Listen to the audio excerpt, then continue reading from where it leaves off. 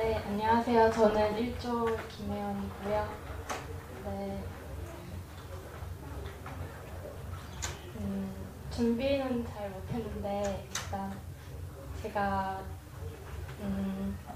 묵상하고 느낀점을 함께 나누도록 하겠습니다.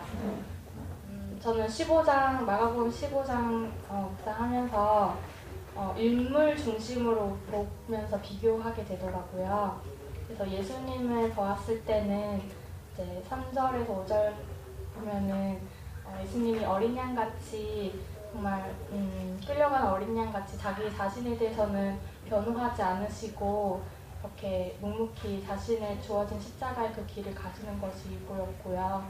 그리고 그와 반대로 빌라도는 10절에 보면은 그는 수제사장들이 시기로 인해 그분을 넘겨준 줄을 그가 분명히 알고 있었다고 말하고 있어요.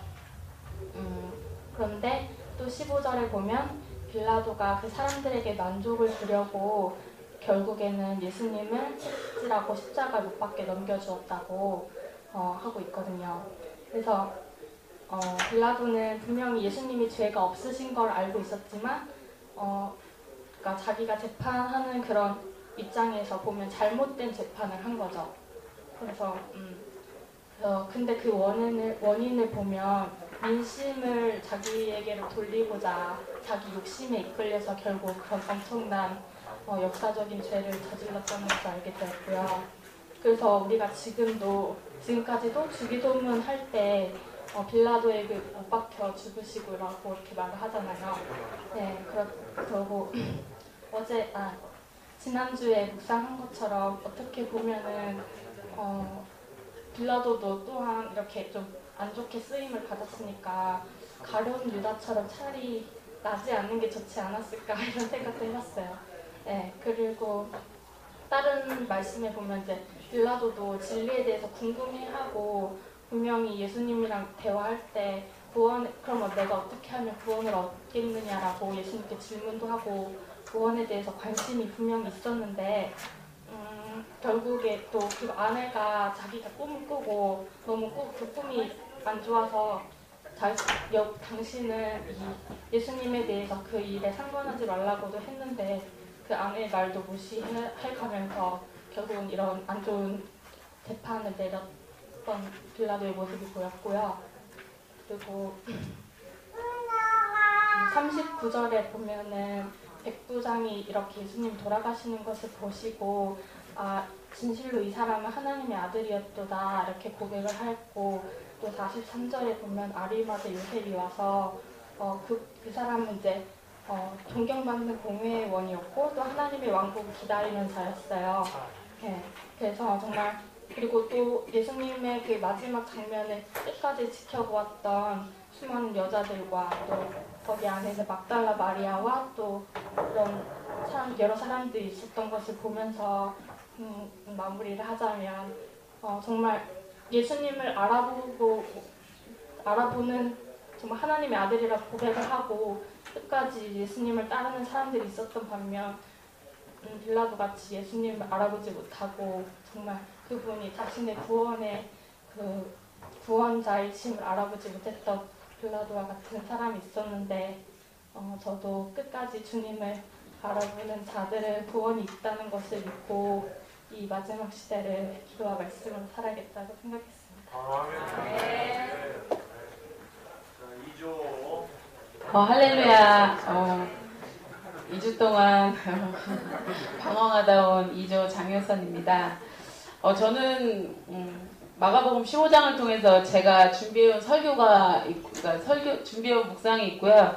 또 오늘 조원들과 같이 이렇게 묵상을 나누면서 이렇게 깨달은 바가 있어서 총 3가지로 간단하게는 아니고 말씀드리도록 하겠습니다.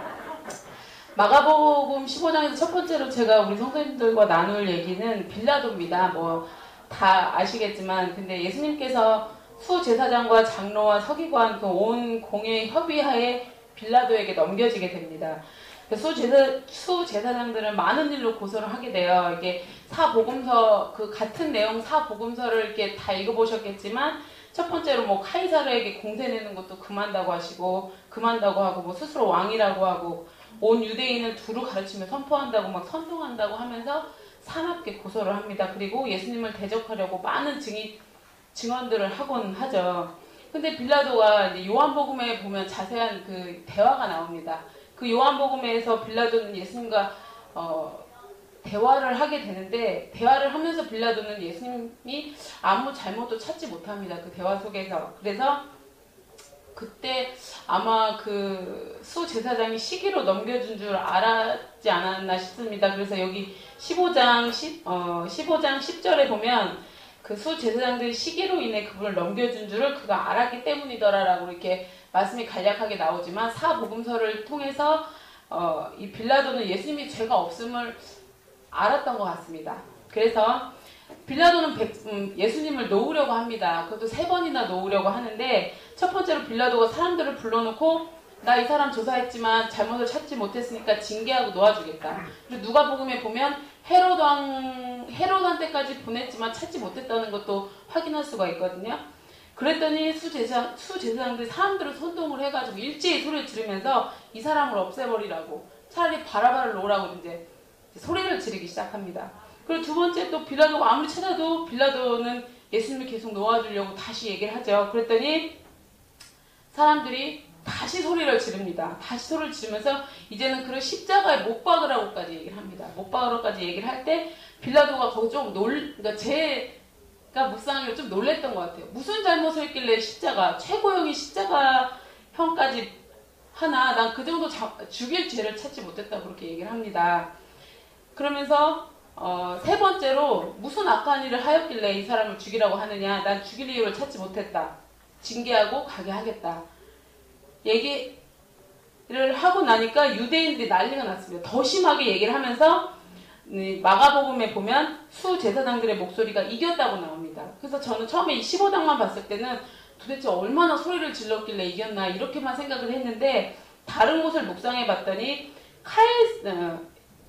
그 수제사장들이 이렇게 얘기를 했더라고요. 당신이 이 사람을 놓아주면 카이사르의 친구가 아니니이다, 이렇게 얘기를 했더니 거기서 빌라도가 이제 그 말을 듣고 무너졌던 것 같습니다. 그래서 빌라도가 마태복음, 마가복음, 누가복음, 요한복음에 그 빌라도가 그 놓아줬던 그 순간을, 뭐 옛날에 전사님 설교도 하셨지만 그 부분을 묵상하면서 드디어 다른 선택을 했던 것 같아요. 올바른 선택이 아닌 다른 선택을 했던 것 같아요. 그래서 빌라도는 그 무리한테 졌습니다. 진 걸 보면서 이 수제사장들과 친자들이 막 무리를 선동해서 소리 지르고 막 얼마나 소리 지르고 막 고함 지르는 그런 모습을 제가 이렇게 장면이 상상이 되더라고요. 그러니까 이 15장을 묵상하면서 그 고소하는 일하고 막 소리 지르고 막 선동하고 난리를 쳤던 그 모습이 상상이 되면서, 빌라도는 어떤 자기가 옳은 걸 알고 있음에도 불구하고 무리한테 졌던 그런 모습을 제가 볼 수가 있었습니다. 그래서 옳은 것이 무엇인지 알았음에도 불구하고 그 요구를 들어주었습니다. 왜? 자신이 죽을까봐. 자기가 예수님을 놓아줌으로 인해서 유대인들이 폭동이 일어나고 그 폭동을 조사하면 뭐 이제 카이사르에게도 밉보이게 될 수 있고 그러면 죽을 수도 있다는 많은 생각을 했겠죠. 그런 인간적인 생각들로 인해서 빌라도는 그러니까 다른 선택을 했고, 그 다른 선택에 대한 결과는 좀 비참했던 것 같습니다. 그래서 이것을 저희 삶에 묵상을 해봤을 때 앞으로도 우리에게 이런 결정을 해야 될 순간이 분명히 온다고 생각합니다. 이 마지막 때 살면서 옳은 것을 선택했을 때 죽을 수도 있다라면 저와 여러분들은 과연 어떤 선택을 할 수 있을 것인가. 당연히 예수님을 선택할 수 있다고 자신있게 말할 수 있는 사람이 우리 중에 몇 명이나 있을까, 이런 생각을 해봅니다. 그러면서 분명히 예수님과의 대화에서 빌라도는 예수님이 하나님의 아들이라는 것을 알았을 겁니다. 그렇지만 빌라도는 다른 선택했습니다. 그래서 이 부분을 묵상하면서 저는 짤막하게 주님께 기도를 했습니다. 주님, 저는 간절히 원합니다. 앞으로 우리에게 환난이 닥쳐오면 그때 반드시 죽음 앞에서 주님을 선택하지 못하는 과오를 범하지 않도록 저를 도와주십시오. 주님, 지금부터 말씀과 기도로 제 자신을 주님의 틀에 맞추어 나가서 올바른 선택으로 저 영원한 천국에 들어가기 소망한다고 이제 잠깐 기도를 했습니다. 그리고 이제 오늘 우리 그 2조와 같이 묵상을 하면서 엘리 엘리 라마 사박다니 예수님께 돌아가시기 전 마지막 그 말씀을 가지고 우리가 잠깐 묵상을 했는데요. 예수님께서는 육과 영의 고통이 있으셨던 것 같아요. 근데 예수님께서는 육체적인 고통도 힘드셨겠지만 하나님과의 단절되는 그런 영적 고통이 가장 고통스러우셨던 것 같아요. 3년, 태어나시면서부터 3년 동안 공생의 그 기간 동안 한 번도 하나님과의 단절됨이 없이 하나님과 항상 걸으셨던 그 예수님이 그 죽음을 앞두고 그 단절된 그 고통, 왜 나를 버리시나이까 하는 그런 고통이 엄청나지 않았을까 싶습니다. 근데 이 부분을 보면서 참 한심했던 저를 발견했습니다. 저는 노상 단절돼 있거든요. 예수님은 그 잠깐의 단절도 고통스러워하시는데 저는 노상 단절돼 있다가 잠깐 하나님을 만나는데 그런 저의 모습을 반성하게 되면서 늘 단절되면서 살고 있는 제가 너무너무 부끄러웠습니다. 그래서 말씀을 늘 읽고 묵상하고 듣고 깨닫고 그래야만 우리가 하나님을 더 많이 생각할 수 있고 하나님과 단절되지 않을 수 있는 방법이 아닐까. 그렇기 때문에 우리가 지금 이렇게 스파르타식으로 계속 달금질을 하고 있는 것이 아닐까. 왜? 우리가 단절되지 않으려면 그 말씀과 멀어지면 절대로 단절되지 않을 수 없거든요. 말씀을 딱 덮는 순간 우리 벌써 딱 다른 생각을 하고 있거든요. 그렇기 때문에 말씀이 삶에 묻어나려면 내가 말씀에 젖어 있어야 될 정도로 계속 말씀을 묵상해야 된다고 생각합니다. 길지만 마지막 한 가지만 이거 진짜 정말 제가 진짜 끝내주게 감동을 받아서 제가 이렇게 말씀을 드렸습니다. 맨 마지막에 아리마대 요셉이 이제 빌라도를 찾아가는 그런 부분이 있는데 이것도 사복음서를 봤더니 아리마대 요셉이라는 사람은 공회원이었고 선하고 의로운 사람이었습니다. 그리고 요한복음에 보면 예수님의 제자였지만 유대인들이 두려워 은밀히 따르던 사람이었습니다. 그러니까 예수님을 따랐지만 소극적인 사람이었던 것 같아요. 그렇지만 예수님의 그 죽으시는 그 엄청난 사건을 겪으면서 이 사람이 돌변을 합니다. 담대히 빌라도에게 가서 예수님의 몸을 달라고 요구합니다. 근데 이제 우리가 아까 묵상하면서 이렇게 서로 나눴지만 그때 당시 십자가형에 달렸던 시체를 달라고 하는 거는 나 죽여달라 라는 말과 똑같았다고 합니다. 왜냐면은 십자가형의 최고형은 어쨌든 반역이라는 거기 때문에 그 반역된 시체를 달라는 거 나도 어쨌든 반역에 참여하는 게 아닌가.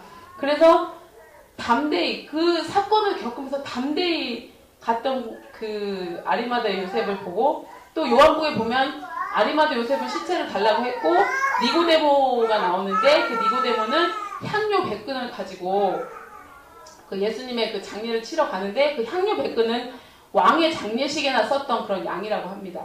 그러니까 니고데모는 예수님을 왕으로 인정했던 것 같아요. 그래서 그런 아리마대 요셉과 니고데모는 어떻게 보면은 조금 소극적이었던 신앙이었던 것 같아요. 그렇지만 이 엄청난 사건을 통해서 적극적으로 바뀌는 순간 큰 힘이 내 안에 있던 어떤 큰 힘이 이렇게 나오지 않았나 싶습니다. 나중에 우리가 하나님께서 우리한테 열매를 요구하실 겁니다. 그 열매를 요구하실 때 공력을 시험하실 때는 불로 확인하실 겁니다. 내가 얼마나 했는지.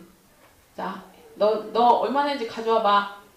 네, 여기 있습니다, 주님. 불로 확 태우는데 아무것도 남지 않은 그런 부끄러운 신앙보다는 우리가 이 좁은 길, 회개의 길을 가면서 주님께 더욱더 단단한 열매를 드릴 수 있는 우리 회복교회 성도님들 되셨으면 좋겠습니다. 감사합니다. 너무 감사합니다. 두 가지 부연 설명을 좀 할 게 있어서요. 하고 넘어갈게요. 아까 아주 좋은 걸 지적을 해주셨는데요. 죽은 다음에 아리마대 요셉이 시체를 달라고 합니다. 그 전까지는 소극적이었다. 어떻게 그렇게 변했을까요? 성경에 나옵니다. 그분이 죽으심을 보고 그 예수님을 핍박했던 백부장이 이렇게 얘기합니다. 저는 진짜 하나님의 아들이었다. 왜 그렇게 됐습니까? 여러분, 희한한 일이 벌어졌거든요. 해가 총당같이 검어진 이식이 일어났고요.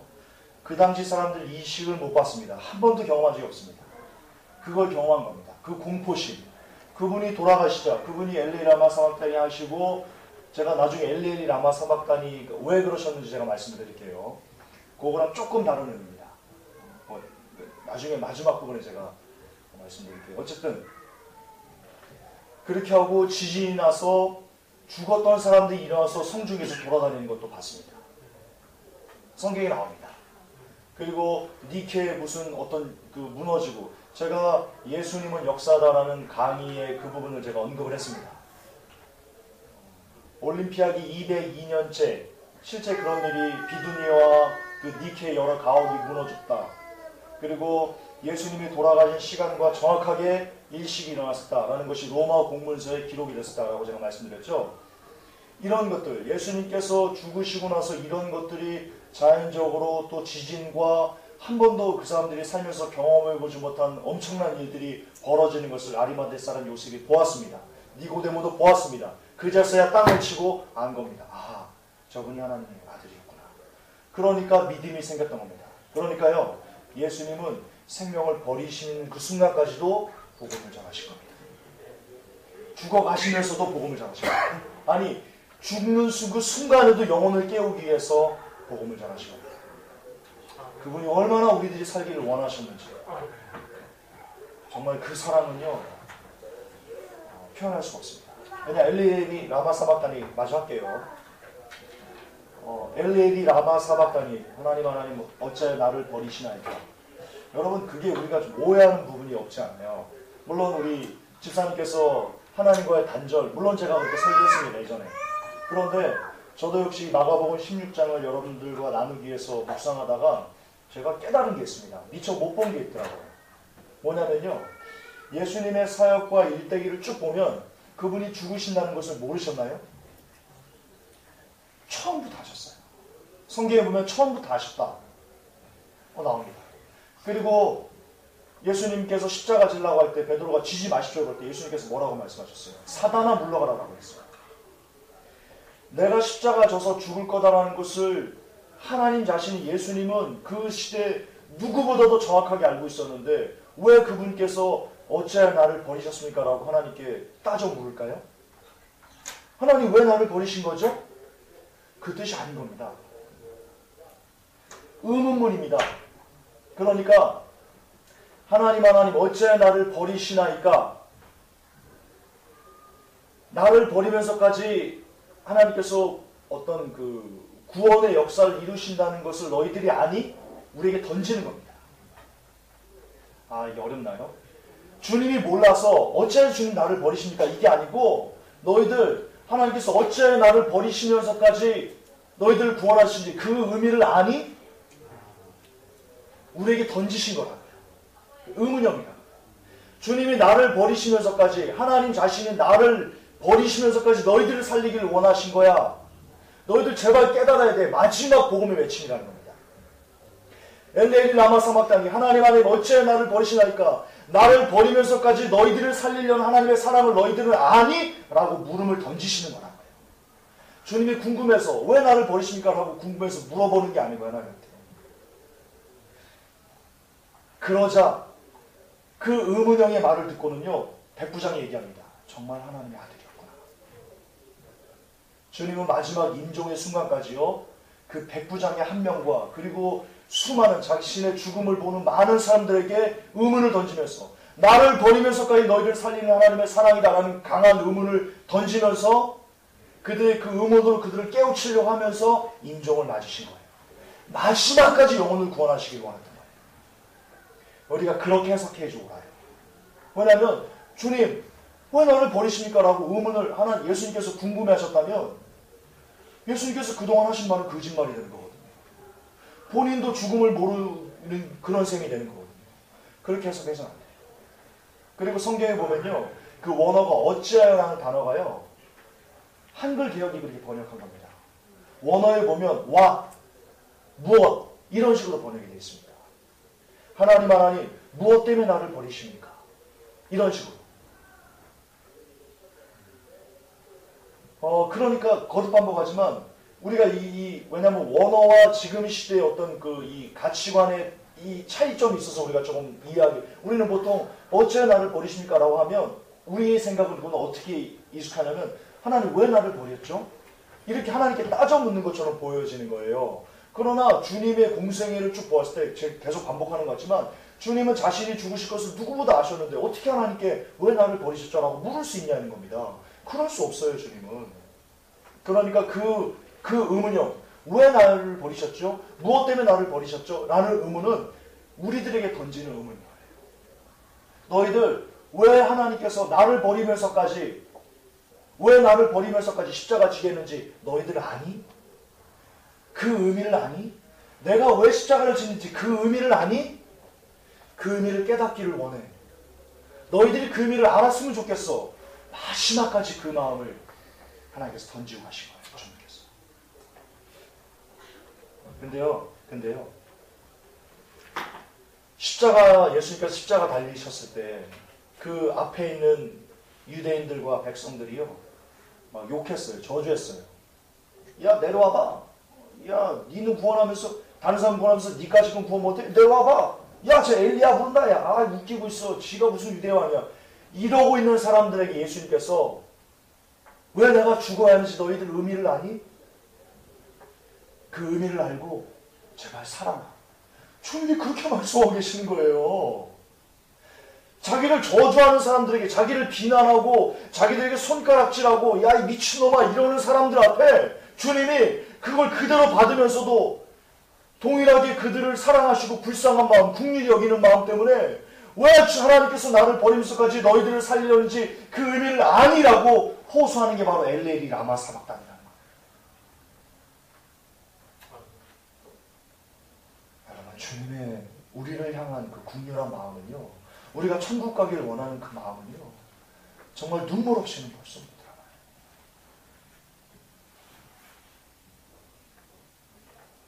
아, 정말 그분의 사랑은, 그러니까 우리가 빨리 가서 그분을 만나고 싶다니까요. 성경 요한계시록 22장 보면 어떻게 되어 있습니까? 우리가 그분의 얼굴을 본다고 되어 있어요. 요한계시록이 나와 있어요. 그분과 함께 같이 산다고 나와 있어요. 요한계시록. 엄청난 사랑. 예수님의 사랑의 결정체는요, 물론 우리를 많이 사랑하지만 그 십자가 상에서의 가상칠언이야말로 우리를 향한 최고의 사랑. 나중에 제가 가상칠언 강의 한번 할게요. 그렇다. 엘레리라마 사막단의 뜻은 그런 뜻이다. 예, 주님이 몰라서 그런 게 아니고 왜 나를 버리면서까지 너희들을 살리려는지, 너희들을 아니라는, 우리를 향한 물음표라는 것. 엄청난 사랑 기억하시기 바랍니다. 자, 다음. 아닌데요? 재현 형제인데요. 3점. 아, 이렇게. 예, 알겠습니다. 맞습니다. 네. 참고로 마가복음을 200동을 하셨습니다. 15장을. 그리고 준비하셨습니다. 할렐루야. 되든 안 되든 박수 한번 해야 됩니다. 이 열정. 열정 엄청나게 했습니다. 감사합니다. 그래서 성경 지식이 없어가지고 진짜 지난 한 주에 제가 회복교회 만난 지 14개월 동안 이렇게 시험 들어본 적이 없어요. 제가 너무 부담이 돼가지고 잠도 안 오고 지금 어제도 한 4시간 정도. 그러니까 막 반복시켜놔놓고 이제 15장을 틀어놓고 잤던 것 같아요. 이제 거실에서. 근데 정말 이걸 준비하면서 이제 하나님한테 도대체 이 성경 말씀 가지고 내가 하나님께 이게 설교를 어떻게 해야 됩니까? 자꾸 이렇게 여쭤보고 기도를 해봤는데 잘 모르겠더라고요. 그래서 계속 그냥 들었어요. 들었는데 가보니까 사실은 오늘 아침에 이렇게 마음에 하나님 주시는 게 네가 나를 처음 만났을 때 여기에서 감동받았지 않냐. 그러니까 성경 말씀에서 성경 전체에서 이 15장이 가장 엑기스인 것 같아요. 그러니까 이것 때문에 우리가 이 죄인이 구원받았다. 그러니까 나라는 개쓰레기 같은 놈이 구원받았다는 걸. 제가 이걸 간증할 수밖에 없는 거고, 제가 이제 14년 전에 독일에 있을 때 이제 하나님 만났는데, 그때 이제 저를 전도하신 분이 우리 이제 옛날에 아담 이 하와하고 이제 그렇게 선악과를 먹고 원죄를 지은 그 모든 죄들 이로 인해서 이제 죄가 이렇게 장성해서 사람들한테 모든 죄들로 이루어지고 너도 죄인이고 그래서 이걸로 인해서 예수님이 이 땅에 오셔서 이제 우리를 보다 못해서 하나님이 예수님이 이제 우리를 구원하시기 위해서 이제 이 증표로 십자가의 사건을 이제 보혈의 사건을 우리한테 이야기해주는 그때 참 제가 굉장히 그 하나님 처음 첫사랑 만났을 때 그 감동이었더라고요 보니까. 그래서 이거는 뭐 특별하게 이게 구절이 몇 절이 저한테 이렇게 뭐 와닿고 이런 게 아니고 전부 다가 그냥 제가 이제 하나님 만났던 이유가 그 이거였거든요. 그래서 참 너무 이제 감사하고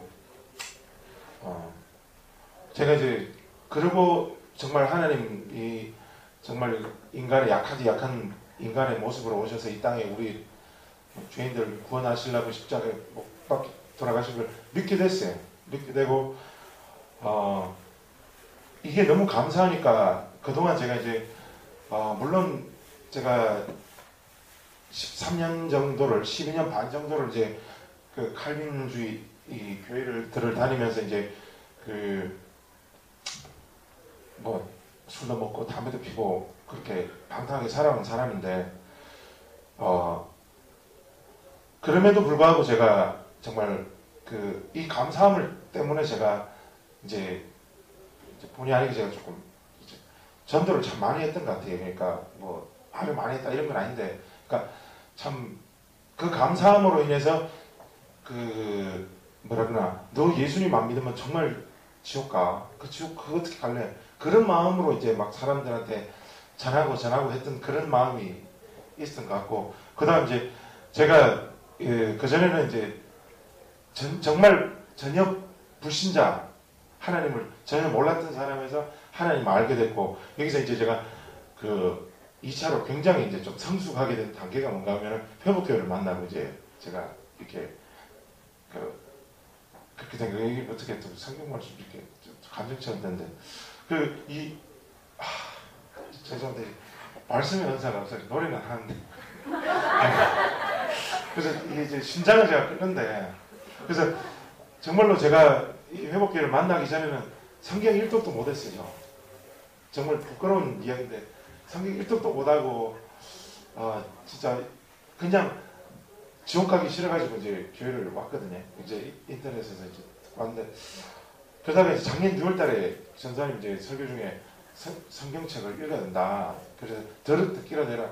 그러면서 이제 한 작년 6월달부터 시작을 하면서 이제 반복을 하는데, 말씀 이제 진짜 들으면서 이제 제가 한 신약 한 20독 가까이 됐고 한 구약이 한 10독 정도 됐거든요. 근데 정말로 반복하면 할수록 그 칼빈이 잘못됐다는 걸 이제 진짜 알겠어요. 이제 몸이 알겠어요.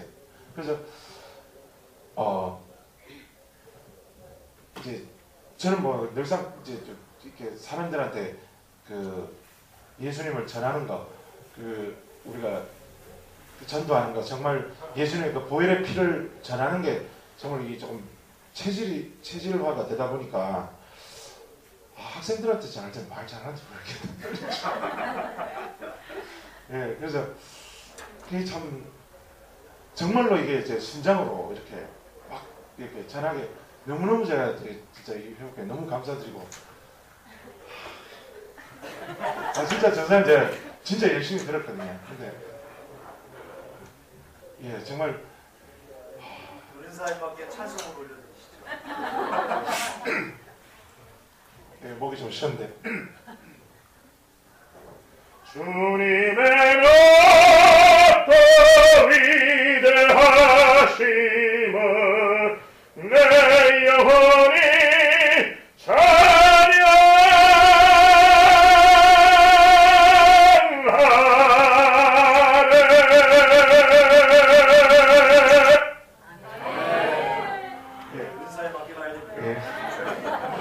자, 하여튼 뭐 주님 오실 때까지 열심히 정말 오늘 그거 같아요. 그러니까 이 주님을 전하는 마음이 오늘 전사님 아침 설교 긍휼한 그 인간의 영혼, 사람들의 그 영혼, 정말 예수님을 믿지 않아서 지옥 갈 수밖에 없는 그 영혼에 대한 그 긍휼한 마음, 정말 불쌍한 그 마음 진짜 감사합니다. 할렐루야. 자, 4주인가요? 우리 재현이도 네, 6조의 김재현입니다. 저기 오늘은 그냥 4조에 편입해서 나누게 되는데, 저도 전도사님 지난주에 아주 그냥 화나려고 합니다. 한 소리에 한 주 동안 너무 긴장돼가지고 이걸 어떻게 해야 되나, 난 정말 막 걱정을 많이 했습니다. 그래서 그래도 어떻게, 저는 순종 잘 안 하거든요. 거의 지금 30년 동안 살면서 해방교 얘기 전까지만 해도 100% 불순종이었거든요. 누가 시키면은 거의 불순종의 대가 중에 하나인데, 제가 이렇게까지 변할 줄은 정말 저는 꿈에도 생각을 못했습니다. 근데 까라고 하니까 어떻게 해야죠. 그래서 저도 한 10번은 읽은 것 같습니다. 이거 가지고 한 10번 읽었는데, 그러면서 예수님의 침묵이라는 제목을 가지고 제가 오늘 말씀을 좀 여러분들과 나누고 싶습니다. 15장 3절에서 5절 말씀을 제가 한번 읽겠습니다. 3절, 자기들끼리 이르되 누가 우리를 위하여 돌 무덤 입구에서 돌을 굴려주리오 하고 바라볼 때 돌이 이미 굴려져 있음을 보았으니 이는 그 돌이 심히 컸기 때문이더라. 죄송합니다. 죄송합니다. 예, 수제사장들이 많은 일로 그분을 고소하나 그분께서 아무것도 대답하지 아니하시므로 빌라도가 다시 그분께 물어 이르되 내가 아무것도 대답하지 아니하느냐, 그들이 너를 대적하려고 얼마나 많은 것을 증언하는지 보라 하되 예수님께서 여전히 아무것도 대답하지 아니하시니 이에 빌라도가 이상히 여기더라. 대제사장들이 예수님을 많은 일로 고소하고 많은 일로 고소를 했지만 예수님은 침묵하셨습니다. 근데 예전에도 이 마가복음을 이렇게 마가복음이나 공관복음을 이렇게 읽다 보면은 예수님이 이제 침묵하는 그런 장면들이 나왔을 때 항상 의문을 가졌었어요. 왜 침묵하셨을까라는 그런 의문을 가졌지만 그때 당시 이제 뭐 성경 지식이 없었기 때문에 그냥 패스하고 했었는데 이번에도 이제 이걸 읽으면서 이 부분이 좀 막히더라고요. 그래서 이 부분 가지고 좀 집중적으로 좀 생각을 해봤더니 그때 당시에 이제 만왕의 왕이잖아요. 예수님이 지금도 만왕의 왕이시지만 그때도 사역하실 때도 분명히 하나님의 아들이고 만왕의 왕이신데 고소를 하면은 사람인지라 한번 이렇게 자기 피아를 할 수 있어야 되고 이렇게 한마디 하게 되면 멋지게 한마디 하게 되면 이렇게 좀 굴복시킬 수 있었을 그런 상황이었는데도 불구하고 예수님은 침묵하셨어요. 그래서 왜 침묵하셨을까 생각을 해봤더니 제가 내린 결론은 그거 하나였어요. 대답할 가치가 없었던 것 같아요. 그 사람들이 말하는 것에 대해서 대답할 가치가 없었던 거라고 좀 생각을 했었는데, 왜냐면 그 사람들이 고소한 내용들은 다름이 아니라 그러니까 예수님이 내가 하나님 아들이다. 그 다음에 안식일에 병 고쳐주는 거. 그 다음에 뭐 식사 시간에 뭐 밥을 먹는데 손을 씻지 않는다는 이유 하나만으로 그런 것들을 가지고 아마 고소를 많이 했던 것 같아요. 그런 모습들을 봤을 때, 사람의 그 모습을, 그러니까 인간적인 모습을 봤을 때는 정말 대답할 가치가 없었던 것 같아요. 왜냐면 예수님의 생각은 온통 하나님 나라를 전하고, 그 다음에 어떻게 하면은 많은 사람들을 예수님 하나님 나라로, 천국으로 이렇게 데리고 갈까라는 그런 생각들을 가득 차 있었기 때문에 그런 하찮은 그런 고속거리에서는 아마 대답할 가치가 없었던 걸로 저는 생각을 합니다. 그래서 그 와중에도 예수님이 한 가지 또 이렇게 중심이 있었던 거는 제가 생각할 때는 사람들이 나한테 이렇게 핍박하고 조롱하고 뭐 욕을 해도 하나님만 알아주면 돼. 내 하나님만 나만 알아주면 돼라는 그런 믿음의 그런 굳건한 그런 신뢰와 전폭적인 신뢰와 전폭적인 하나님에 대한 그런 사랑이 충만해 있었던 것 같아요. 그래서 그런 마음들이 있었기 때문에 아마 그런 조롱하고 그러니까 욕을 하고 고소를 해도 예수님이 거기에 대해서 일절 변명하거나 그러니까 대답을 하지 않았던 걸로 저는 생각을 합니다. 근데 하나님이 알아주기를 원하는 것에 있어서 또 예수님과 비슷한 사람이 또 한 사람의 생각이 나더라고요. 그 다름이 아닌 요셉이었습니다. 요셉도 보면은 보디발의 아내 유혹에 상처받은 피해자 중에 하나인데 당시 요셉은 그런 유혹에도 하나님을 두려워하고 늘 언제나 하나님이 늘 자기를 지켜보고 계심을 늘 믿고 있었지만 그 자리를 박차고 나왔을 때, 보디발의 아내 유혹에 박차고 나왔을 때 요셉에게 따라온 그 식상의 현실은 다름이 아니라 감옥에 2년 동안 이제 갇히게 되는 이제 그런 신세가 됐는데, 아마 요셉도 그 당시에는 아마 할 말이 있었을 거예요. 왜냐면 본인이 잘못한 게 없고 신실하게 자기 주인에게 이렇게 순종을 하고 열심히 충성된 종으로서 열심히 이렇게 일을 하게 됐는데, 그런 되도 않는 그런 유혹으로부터, 또한 죄의 유혹으로부터 피했다는 이유 하나만으로 자기가 억울하게 옥살이를 당하고 그런 억울한 일을 당했지만, 그래도 요셉의 마음속에는 그런 마음이 있었던 것 같아요. 하나님 나만 알아주면 돼. 다른 사람 다 몰라줘도 주님만 나만 알아주면 돼라는 그런 전폭적인 신뢰와 믿음이 요셉의 마음 가운데서 있지 않았나, 그런 생각을 해보게 되었습니다. 그래서 예수님의 이런 마음은 제가 또 25절에서 34절을 또 보게 되니까 거기도 조금 그런 마음을 좀 느꼈는데, 그건 다름이 아니라 십자가에 못 박혀서 이제 돌아가시면서도 군중들이나 이렇게 또 거기 앞에 있던 사람들이 예수님을 조롱하고 욕하면서 내려와봐라, 너 자신 한번 구원해봐라, 그런 얘기들을 많이 하죠.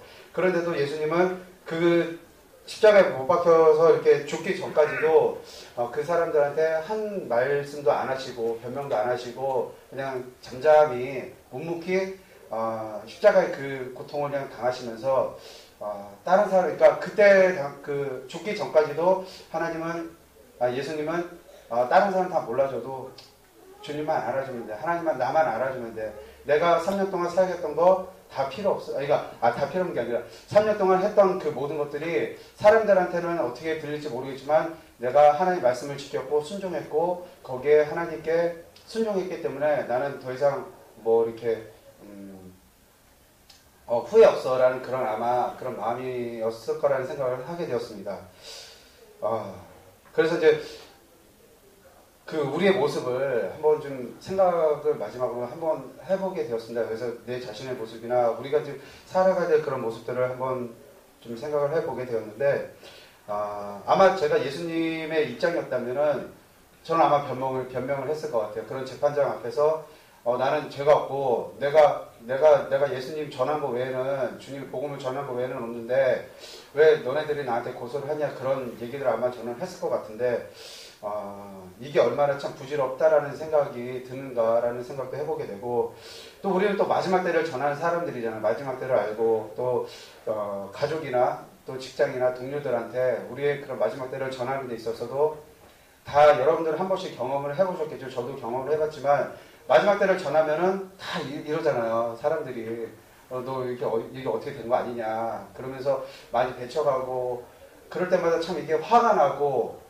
이거 아닌데 너네들이 다시 한번 이렇게 생각을 해봐야 되고 이것들을 한번 이제 상고해봐야 되는데 라는 말을 하고는 싶지만, 그것까지 우리가 전하는 것까지만 우리가 얘기를 해야 되고 그 이후에는 하나님이 갚아주실 거라는 그런 전폭적인 신뢰와 믿음이 우리 가운데 있어야 되지 않을까, 그런 생각을 해보게 되었습니다. 그래서 늘 언제나 그런 모욕적인 말들을 듣고 또 주님 오심에 대해서 이렇게 전할 때마다 우리가 그런 말들을 듣지만 하나님께 나아가서 날마다 간구하고 도와달라고 기도하는 우리 모습이 되었으면 좋겠고, 또 한 가지는 아까 제가 서두에도 말씀드렸지만 그 주님이면 충분해, 다른 거 다 필요 없고 정말 우리의 삶 가운데 주님 한 분이면 충분해라는 그 고백이 우리의 삶 속에서, 매일매일 삶 속에서 있었으면 하는 그런 바람입니다. 감사합니다. 5조 강춘숙입니다. 정말 어렵더라고요. 이제 말대복음을 계속 저도 박정우 집사님처럼 막 틀어놓고 반복적으로 듣다가 하나님께서 이제 메시지를 주셨는데요. 말씀을 먹겠습니다. 15절부터 20절까지 제가 읽겠습니다. 빌라도가 무리에게 만족을 주고자 하여 바라바는 놓아주고 예수는 채찍질하고 십자가에 못 박히고 넘겨주니라. 군병들이 예수님을 끌고 브라이온이라는 뜰 안으로 들어가서 온 군대를 모으고 예수님에게 자색 옷을 입히고 가시 면류관을 엮어 씌우고 예하여 가로되 유다인의 왕이여 평안할지어다 하고 갈대아로 그의 머리를 치며 침을 뱉으며 꿇어 절하더라. 희롱을 다한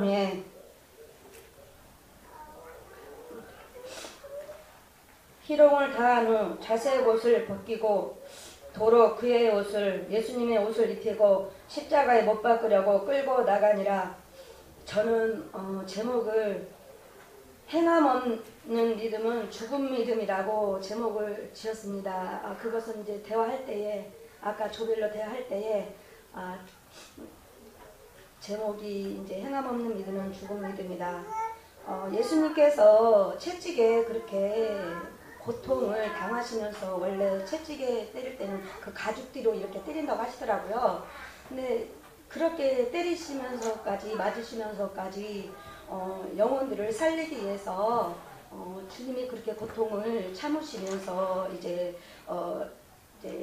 끌려가시는데요. 이제 군병들이 예수님을 끌고 가서 이제 또 예수님께 자색 옷을 입히고 이제 가시 면류관을 머리에다 씌우시면서 그 면류관을 씌우신 머리에다가 또 때리는 거예요. 갈대로 엮은 걸로 예수님을 때리시는데 그 고통이 얼마나 아팠을까. 나는 이 조그만 것도 고통이 아파서 견디지를 못하는데 하면요 다른 사람들은 비하지 않겠어요. 저는 가정에서 남편에게 조그만 흠이 있다고 그것을 가지고 자꾸 말하는 거예요. 당신은 뭐가 이래 그러면서 자꾸 희롱하는 거예요. 채찍하고 무시하고 또 이제 그렇게 살고 있었어요. 일주일 동안. 그런데 예수님은 사람들에게 이렇게 침도 뱉어도 아무 말씀 안 하시고 영혼을 위해서 묵묵히 참으시는데 또 이제 희롱당하시고 그러시는데도 묵묵히 끝까지 참으시는데 하물며 나는 정말로 내가 군병이구나. 나는 하나님의 자녀라고 살고 있었는데 내가 군병이었구나. 하나님의 지으신 형상 자녀에게 내가 희롱하고 있구나. 채찍질하고 있구나. 내가 때리고 있구나. 하나님 나 어떻게 해요? 나 하나님 나라 가야 되는데 나 정말로 나 평생을 하나님 나라 가고 싶어서 여기까지 이렇게 와서 이제 마지막까지 알았는데 내가 오히려 군병처럼 사람들처럼 예수님의 얼굴에 침을 뱉고 희롱하고 때리고 있으니 나 어떻게 해요? 하나님 나 좀 살려주세요. 제발 나 좀 살려주세요. 말씀을 먹어도 말씀을 또 먹고 묵상을 하고 잠을 자도 더 막 심해지는 거예요. 더 심해져가지고 막 살 수가 없는 거예요. 막 그래서 나가라 그랬어요.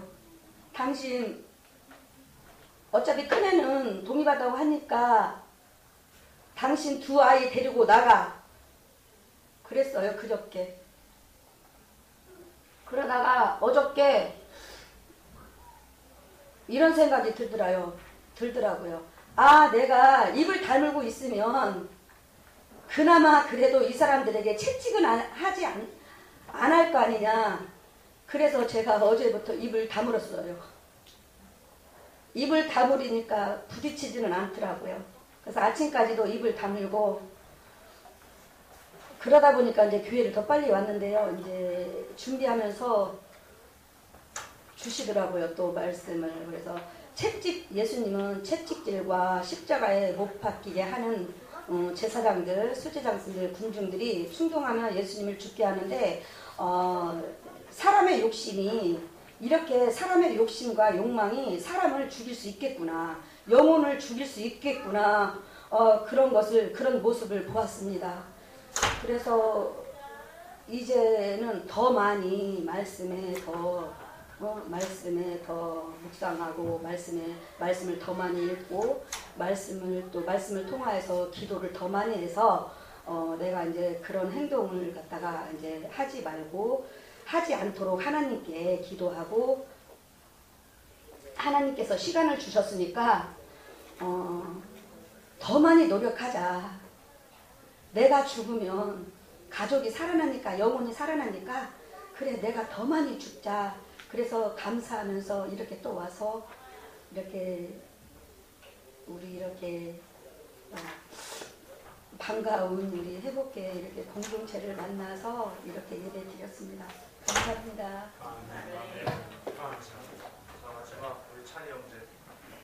네, 6조 박찬입니다. 제가 사실 준비를 잘 못했습니다. 그래도 열심히 보고 묵상한 걸 나누도록 하겠습니다. 제가 처음 묵상한 건 29절에서 32절인데요. 여기서 예수님이 십자가에서 달리셨을 때 막 대제사장들하고 서기관들이 욕하면서 너가 내려오라고 하셨잖아요. 그리고 또 그 많은 사람들이 욕을 했는데 그것을 묵상하고 있을 때 저는 그 사람들이 그 십자가에 달리지 말라고 사탄이 굉장히 미혹한 걸 알았거든요. 더 이상. 그러면서 내가 살아가는 세상하고 또 이 세상도 우리를 천국에 못 가려고 못 가려고 얼마나 많은 미혹이 있지 않습니까? 또 번영신앙도 있고 또한 그 외의 것들도 많은 이 세상 문화들이 우리를 이제 지옥으로 보내려고 하는 걸 제가 약간 이 부분에서 보았습니다. 근데 잠깐이 아니라 사탄이 끝까지 하더라고요. 끝까지 죽는 날까지. 이러면서 내가 죽는 날까지 계속 미혹하겠구나 나를. 이 세상 미혹 그게 저는 너무 와 닿으면서 있더라고. 우리는 이게 하루 이틀 성경 보고 한 일주일 한 달 지나고 성경 보고 우리도 모르고 세상 속에 또 빠져나가고 막 그러잖아요. 넘어지고 수없이 넘어지지 않습니까? 근데 사탄은 그것을 알기 때문에 계속해서 공격을 하는 겁니다. 그러면서 우리는 이제 이것을 이기는 거는 정말 말씀과 기도뿐이구나 하는 걸 크게 느꼈고요. 또 33절에서 37절을 이렇게 깊게 묵상하게 되는데 이 부분에서 예수님께서 말씀하시잖아요. 34절 보시면은 이제는 엘리 엘리 라마 사박다니 하시니 해석하며 나의 하나님 어찌하여 나를 버리셨나이까. 이 해석을 제가 깊게 묵상했는데 몰랐어요. 그래서 제가 회복교에 좀 알려달라고 좀 되게 부탁했는데요. 이게 명쾌하게 알려주시니 하나님 사랑이 얼마나 뜨거운지 또 한번 이렇게 감동을 받을 수밖에 없습니다. 그리고 마지막으로 이제 38절에서 39절까지 제가 이렇게 봤는데요. 이게 성경이 이제 성전이 위에서 아래부터 휘장이 찢어졌잖아요. 원래 구약 시대 때는 이제 어린 양을 잡아서 제사를 드렸잖아요. 죄를 씻으려면. 근데 여기서 이제 주님께서 양이 돼가지고 우리를 위해서 정말 우리는 어떻게 보면 아무것도 아니잖아. 인간 나무래인데 아무것도 아닌데 우리를 위해서 이렇게 오셔서 이렇게 제사 핏값으로 우리를 구원해 주시려고 오시는 그 사랑에 너무 감동을 많이 받았고요. 또 이렇게 살아가면서 우리가 하나님을 이렇게 우리를 사랑하는데 우리는 진짜 세상적으로 너무 문화적으로 빠지고 이번에 또 겨울왕국인가요? 그 애니메이션 그 동상의 코드가 나오면서 막 히트를 굉장히 치고 있더라고요. 그것을 이제 잊어먹고 그것을 다 사람들이 이거 보러 가는 상황을 보면서 너무 안타깝고 정말 마음이 아프지 않을 수 없습니다. 우리 전부 다 말씀과 기도로 이어나갔으면 좋겠습니다. 사탄의 미혹에 빠지지 않도록 천국에서 다 만났으면 좋겠습니다. 감사합니다. 예, 오늘은 화 안 내겠습니다. 감사하고요. 다음 주도 꼭 이렇게 해주고요. 자, 마지막으로 저는 19장에서요. 역시 칼빈이 아주 미웠습니다. 여러분 칼빈주의 아시겠지만 우리가 아무것도 안 해도 돼. 너희들은 선택됐으니까 그냥 구원받았어. 우리가 그렇게 배웁니다. 그래서 지금 하나님 앞에 살아가고자 하는 열매를 맺는 것을 그걸 강조하면 행위구원이다, 이단이다라고 말해가면서 구원받으려면 그냥 가만히 있으면 돼요. 하나님의 은혜로 구원받을 수 있어. 그렇게 얘기한 게 칼빈주의입니다. 저는 마가복음 16장을 15장을 묵상하면서요. 칼빈이 너무나 많이 미웠습니다. 왠지 아십니까? 예수님께서 우리를 구원하시기 위해서 어떤 곤욕을 치르셨습니까? 성경에 나옵니다. 아까 우리 권사님께서 말씀하셨듯이 가시관을 쓴 상체로 갈대로 쳤습니다. 쓴 상체로 갈대로 치면 어떻게 됩니까? 가시관이 더 깊이 푹 박힙니다. 그리고 로마 병정이 썼던 그 유물로 남아있는 게 있습니다. 그 채찍이. 이 앞에 채찍 끝에 갈고리가 있어가지고요. 한번 딱 쳐가지고 빼면 살점이 뚝 뜯겨져 나가는 게 그게 로마 병정들이 썼던 채찍입니다.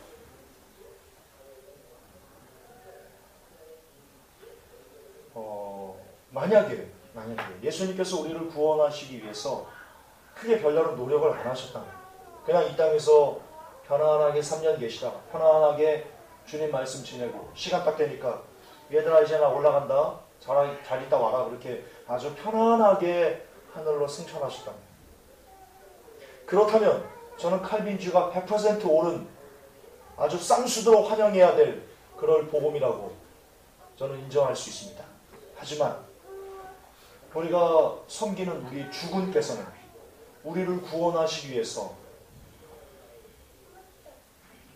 그분이 치르신 대가를 성경을 통해서 보면 우리 주군은 우리를 구원하시기 위해서 그런 어떻게 표현할 수 없는 그런 고초를 겪으시면서 우리를 구원하셨는데 칼빈주의는 뭐라고 얘기합니까? 주님의 고통에 집중하지 말고 주님이 그렇게 우리가 짊어질 고통을 다 대신 다 짊어지셨으니까 우리는 거저 그냥 구원을 뻥튀기로 받으면 돼요.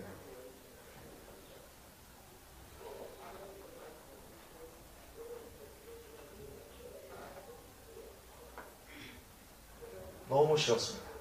제가 칼빈이 옆에 있으면요. 칼빈이 살아서 옆에 있으면요. 제가 멱살잡이하고 제가 칼빈 네가 죽나 내가 죽나 막 싸웠을 겁니다. 막 집어던졌을 겁니다. 칼빈 집어던졌을 겁니다. 너무 싫은 겁니다. 그럴 수 없습니다. 아까도 말씀드렸지만 주님은 행함으로 우리의 구원을 완성하셨습니다. 주님이 십자가 지시는 행함으로 그 뚝뚝 흘리는 피 한 방울, 몸 안에 있는 피 한 방울이 다 예수님의 십자가를 달라고 할 때 빌라도가 의아해했습니다. 성경에 나옵니다. 벌써 죽으셨어? 왠지 아십니까? 십자가 달려서 그렇게 빨리 죽은 역사가 없었거든요. 빌라도가 그동안 총독이하고 로마에서 어떤 그 군병 일을 하면서 어떤 그 군사로서 어떤 장교로서 일을 하면서 수없이 많은 십자가의 죽음을 보았지 않습니까? 빌라도가 보았습니다. 근데 한 번도 그렇게 빨리 죽은 역사가 없습니다. 왜 예수님께서 그렇게 빨리 죽으셨습니까? 너무나 많이 채찍을 맞으셔서 몸 안에 피가 완전 물과 피가 몸 안에 있는 곳이 다 그냥 탈수가 돼서 몸 안에 있는 피가 그냥 다 빠져나가서 빌라도가 놀랄 정도로 빨리 운명하신 겁니다. 그 전에 이미 죽으신 겁니다. 십자가에 달리기 전 초주검이 되신 겁니다. 우리 예수님이 그렇게 구원을 완성하신 겁니다. 그런데 우리들은 지금 무슨 짓을 하고 있습니까? 구원이 쉽다고요?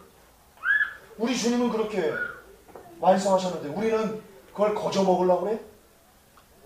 아하, 예수가 다 지셨는데 뭐 나는 그냥 콩고리나. 그게 그 마음입니다. 여러분 칼빈의 구원론이 어떤 마음이냐면요. 아, 예수님이 다 하셨는데 나는 그냥 그 열매만 따먹을래 그냥. 아, 고통 나는 예수님이 다 하셨는데 날 싫어 그냥. 나는 좋은 것만 취할래. 고신법이다 고신법. 아주 돼지 같은 신법입니다. 쓰레기 같은 신법입니다. 그걸 하나님의 은혜를 칭송하는 거라고 얘기할 수 있어요? 거짓말합니다. 이 세상에서 번영신학 중에 가장 심각한 번영신학은요, 바로 칼빈주의입니다. 지금 시대 4차원의 역성의 번영신학은요, 칼빈주의의 번영신학에 비하면요, 세 발의 피입니다. 왠지 아십니까? 지금 이 땅에서의 4차원의 역성의 번영신학은 어떤 겁니까? 그냥 이 땅에서 그냥 잘 먹고 잘 살자입니다. 그런데 칼빈주의의 번영신학은요, 영원한 세상의 것을 그냥 아무런 노력 없이 그냥 취하자는 거기 때문입니다. 영원한 나라, 그 영원한 가치, 영원한 세계를 아무런 노력 없이 그냥 따먹어서 취해야 된다. 그냥 따먹어서 취하자. 그게 칼빈주의 번영신학입니다. 4차원의 영성하고는요 비교가 안 됩니다. 왜냐하면 4차원의 영성은요 우습습니다.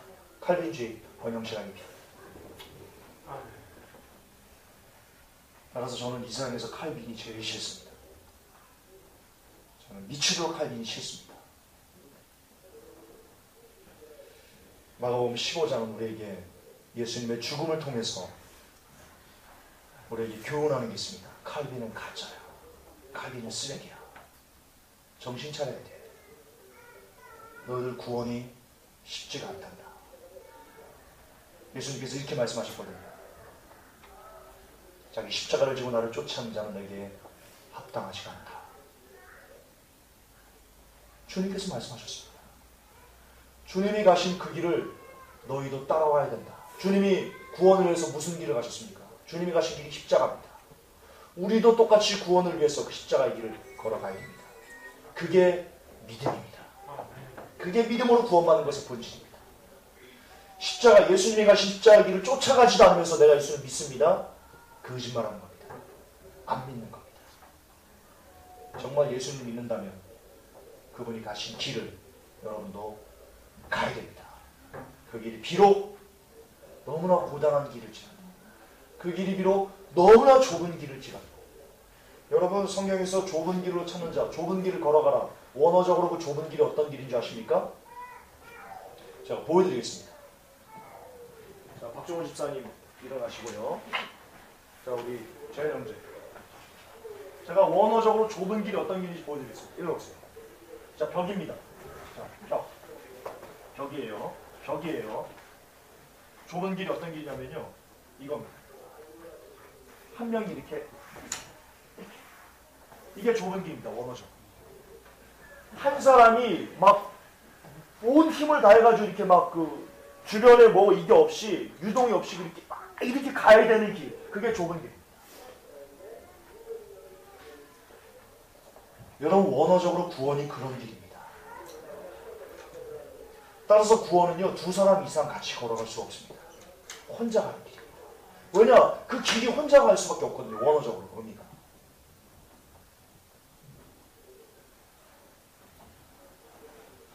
우리가 그 길을 걸어가야 됩니다.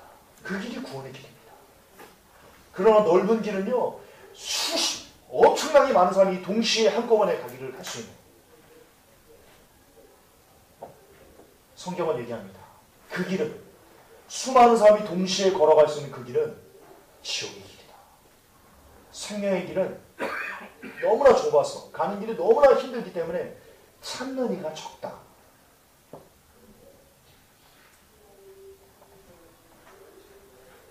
여러분, 그 길을 가셔야 됩니다. 아무도 찾지 않는 그 길, 외로운 길, 고난의 길, 슬픔의 길, 절망의 길, 국민이 여기는 마음을 계속 갖고요. 그러나 이 길을 혼자 가는 이 길이 너무나 버겁다고 포기하면 어떻게 됩니까? 넓은 길로 돌이키면 어떻게 됩니까? 잠깐 넓을 뿐입니다. 한 30년? 30년 그까짓 거 금방 지나갑니다. 금방 지나갑니다. 30년 잘 살다 영원한 지옥에서 뜨거워하지 마시고 30년 잘 좁은 길, 숨 막히는 길일지라도 그 길 계속 가셔서 30년 후에 영원한 생명을 얻으시기 바랍니다. 우리는 마가복음 15장에서 칼빈이 아니다. 우리 구원의 길은 절대로 녹록하지 않다라는 것을 보셔야만 할 것입니다. 오케이, 그럼 여기까지 하겠습니다. 자, 우리 주기도문으로 모든 예배를 마무리하고요. 자, 돌아가겠습니다. 하늘에 계신 우리 아버지여, 이름이 거룩히 여김을 받으시오며 나라의 마옵시며 뜻이 하늘에서 이루어진 것 같이 땅에서도 이루어지리이다. 오늘날 우리에게 일용할 양식을 주옵시고 우리가 우리에게 죄 지은 자를 사하여 준 것 같이 우리의 죄를 사하여 주옵시고 우리를 시험에 들게 하지 마옵시며 다만 악에서 구하옵소서. 나라와 권세와 영광이 아버지께 영원히 있사옵나이다. 아멘. 할렐루야. 주님 감사합니다.